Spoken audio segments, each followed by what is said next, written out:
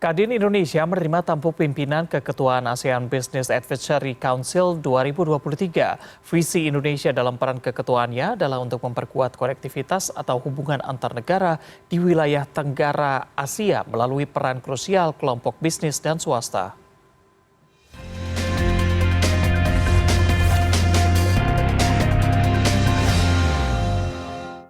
Pada akhir bulan Januari lalu, Ketua Umum Kadin Indonesia Arsyad Rashid menerima tampuk pimpinan keketuaan ASEAN Business Advisory Council 2023 dari keketuaan ASEAN BAC sebelumnya, Keith Meng, yang sekaligus sebagai Ketua Kadin Kamboja.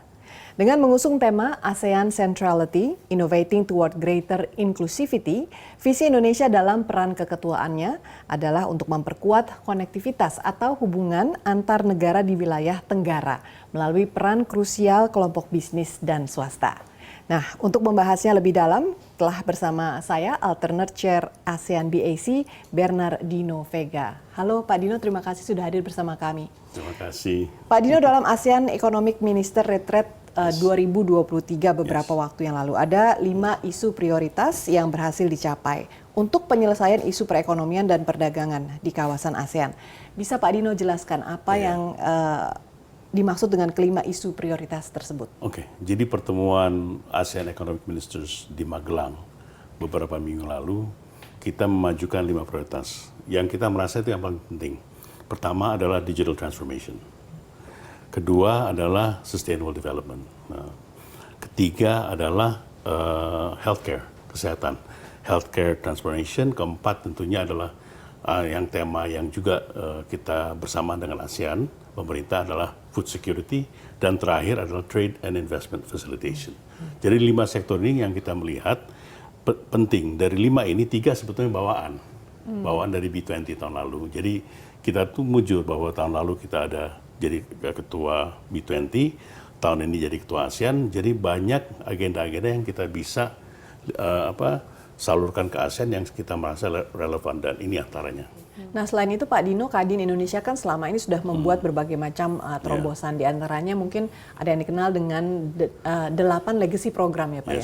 Bisa diuraikan Pak, ke 8 legacy program itu apa saja? Kalau 8 di bawah 5 sektor ini ada 8. Misalnya ya, di sektor digital transformation itu ada 3. Satu adalah ASEAN QR Code.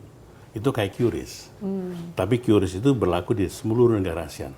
Bayangkan kalau kita bisa ambil HP kita berkunjung ke Filipina misalnya, kita makan atau belanja, tinggal pakai QR Code. QR Code ini bisa diambil dari misalnya kita punya rekening BCA. Jadi local currency transaction. Sehingga rupiah sama peso bertransaksi, tidak ada perantaranya. Kedua adalah marketplace lending. Marketplace lending ini adalah kayak di Indonesia ini udah ada yang peer-to-peer lending, digital online. Terus yang ketiga yang adalah yang disebut Wiki Entrepreneurship. Ini adalah technical platform yang kita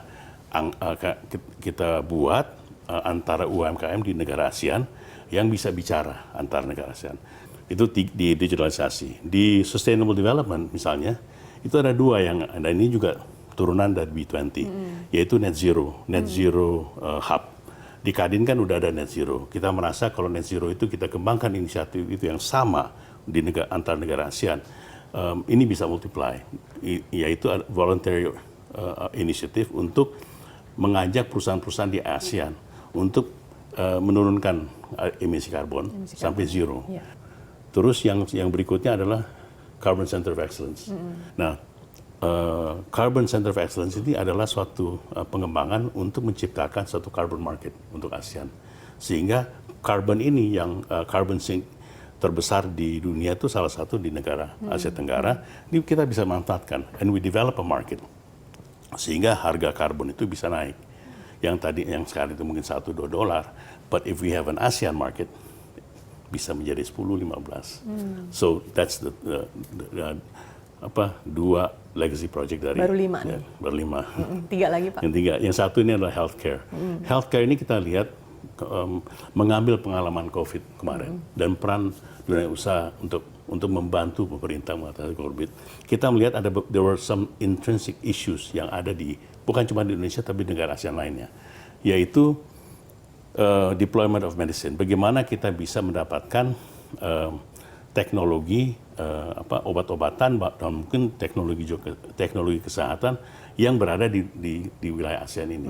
Food security itu adalah yang disebut inclusive closed loop program, yaitu kita mengajak perusahaan-perusahaan besar untuk kerjasama dengan UMKM. Bukan hanya ini bukan CSR ya, tapi ini menjadi bagian integral di dalam bisnis modelnya dia, sehingga UMKM ini dapat memproduksi misalnya supply atau bahan baku untuk perusahaan-perusahaan yang besar. Dia bisa dijaminkan offtake, dijaminkan teknologi, dan dijaminkan kredit yang lebih murah. Terus yang terakhir ini adalah tentunya satu adalah trade facilitation. Kita melihat NTMs, NTBs masih marak ya.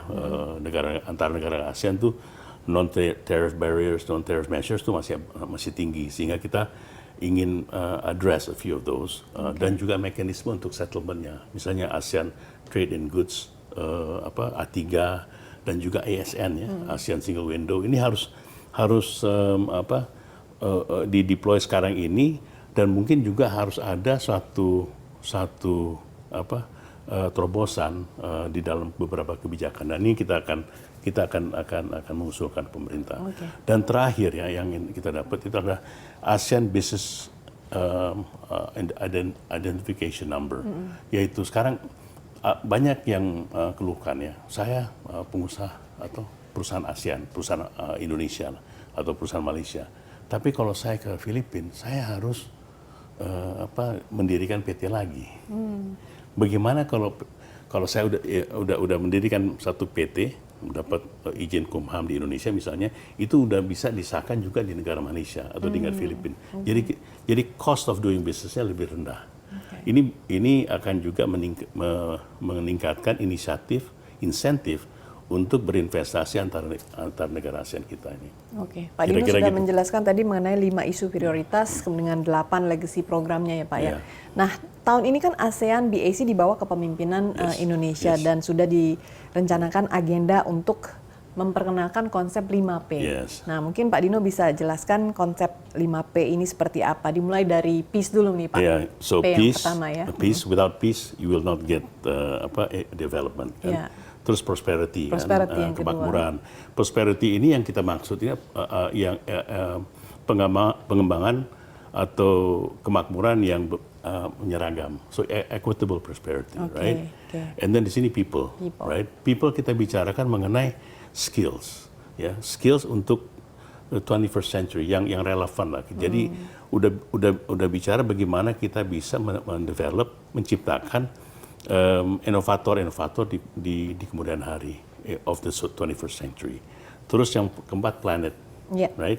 Planet ini adalah kita menyadari bahwa we only live in one planet, sehingga penting bahwa kita adalah untuk menjaga kelestarian alam kita, sehingga jadi konsep regenerative rainforest, sustainable development ini menjadi bagian integral di dalam usaha kita, right?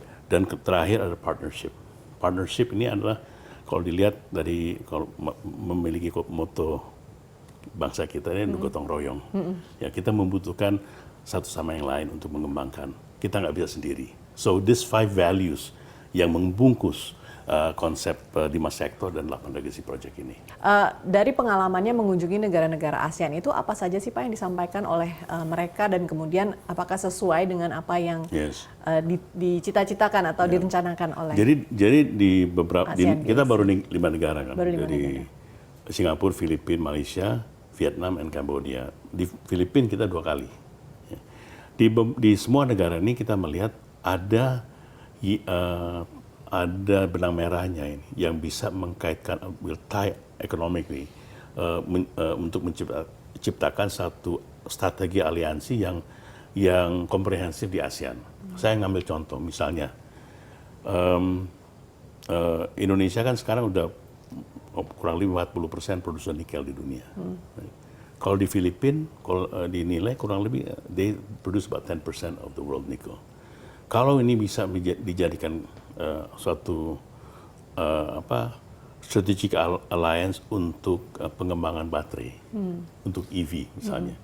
Nggak lepas kemungkinan bahwa seluruh negara ASEAN bisa menjadi strategic alliance di beberapa negara ini. Misalnya Filipina Indonesia menjadi nickel producing communities business, dan misalnya Thailand juga udah punya produsen kendaraan, dia punya EV, kita punya pabrik baterai, kita bisa ada satu kesamaan di dalam supply mata rantai EV misalnya. That's one. Yeah. Oke, baik. Terima kasih Pak Dino atas waktunya dan Thank you. good luck dengan keketuaan ASEAN Business Advisory Council. Thank you. Terima kasih. Demikian bincang-bincang kami dengan Alternate Chair ASEAN BAC Bernardino Vega. Saya Frida Litwina undur diri. Sampai jumpa. Terima kasih Pak.